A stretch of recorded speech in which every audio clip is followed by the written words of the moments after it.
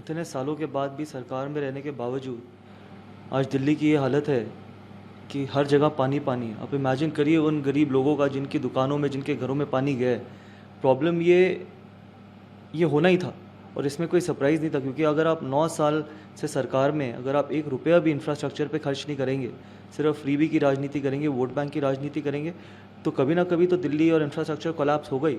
जैसे देश की आबादी बढ़ रही है, दिल्ली की भी आबादी बढ़ रही है, लोग हर जगह से दिल्ली में आ रहे हैं। जब तक आप इंफ्रास्ट्रक्चर पे ध्यान नहीं देंगे तो ये चीज़ कोई सरप्राइज़ नहीं है। इससे पहले बहुत लोगों को ये सरप्राइज़ लगा होगा, लेकिन मेरे को किसी भी तरीके का कोई सरप्राइज़ नहीं लगा, क्योंकि जब पोल्यूशन होता है तब भी आप कहते हैं कि आपके पास किसी तरीके का कोई उपाय नहीं है।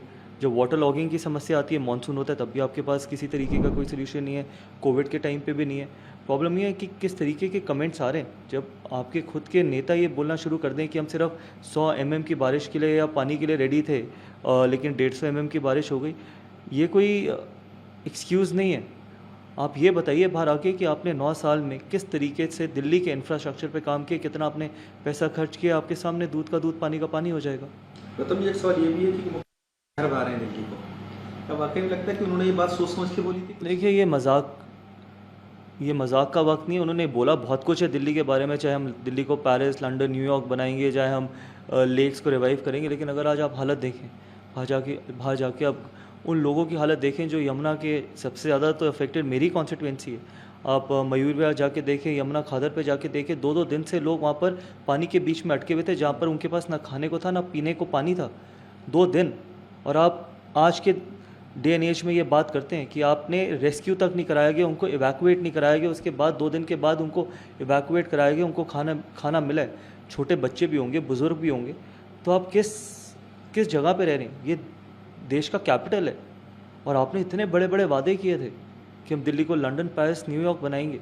प्रॉब्लम यही है, जब आपके पास पैसा ही नहीं होगा इंफ्रास्ट्रक्चर पे लगाने का, जब आप राजनीति ही फ्रीबी की करेंगे, सब कुछ मुफ्त में बांटेंगे, एडवर्टाइजमेंट पे पैसा खर्च करेंगे, तो दिल्ली कोलैप्स होती चली जाएगी। मैंने आज से 3 या 4 साल पहले ये बात बोली थी कि अगर इसी तरीके से दिल्ली की हालत रही तो दिल्ली आगे आने वाले 5 साल में रहने लायक जगह नहीं रहेगी। अभी तो ये मानसून की बारी है। अभी आप देखना अगले 4 साल में किस तरीके का ट्रैफिक बढ़ेगा। अगर आपको दिल्ली से गुड़गांव जाना होगा तो 3-3 घंटे आपको रोड पे बिताने पड़ेंगे। कैसे ठीक होगी ये समस्या जब तक सारा फोकस इंफ्रास्ट्रक्चर पे नहीं होगा? अनफॉर्चुनेटली दिल्ली के मुख्यमंत्री ये समझते नहीं हैं और ना आगे समझेंगे। देखिए, ये एक स्टेट्समैन इसी तरीके का जवाब दे सकते हैं।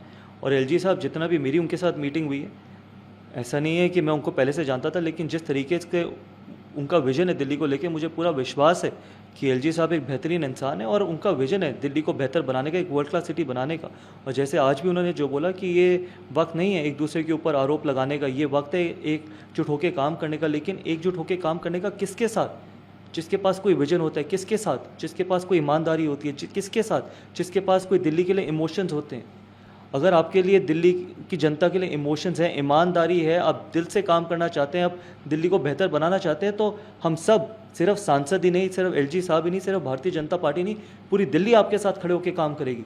आज भुगत कौन रहा है? ना तो कोई एमपी भुगत रहा है, ना कोई एमएलए भुगत रहा है, ना कोई चीफ मिनिस्टर भुगत रहा है। भुगत तो एक कॉमन आदमी रहा है ना। तो जब तक आप झूठ की राजनीति करेंगे, जब तक आप सिर्फ टैक्स पेयर का पैसा अपनी शक्ल चमकाने के लिए लगाएंगे, एडवर्टाइजमेंट पर लगाएंगे, और ये आप लोगों को एक्सपोज करना चाहिए। देखिए दिल्ली की हालत, ये आपने वर्ल्ड क्लास सिटी बनाई है। 9 साल में मुझे नहीं लगता कि इतना ख़राब, मैं दिल्ली में पैदा हुआ, सब कुछ दिल्ली ने मुझे दिया, मुझे नहीं लगता कि 9 साल में जितनी ख़राब दिल्ली नज़र आई है उतनी उससे पहले कभी आई थी। कांग्रेस के टाइम भी बहुत काम हुए थे, उससे पहले भारतीय जनता पार्टी के जब सीएम थे उस टाइम पे बहुत काम हुए थे। पिछले 9 साल में किसी भी तरीके से दिल्ली में कहीं पे भी कोई भी अच्छा काम हुआ ही नहीं है। आप एजुकेशन की बात करते हैं कि हमने एजुकेशन में क्रांति लाई है, अब बताइए इंफ्रास्ट्रक्चर पे कितना आपने काम किया? तो अनफॉर्चुनेट है ये। और जब तक दिल्ली की जनता ये समझेगी नहीं, तब तक मुख्यमंत्री इसी तरीके से दिल्ली की जनता को बेवकूफ़ बनाते रहेंगे।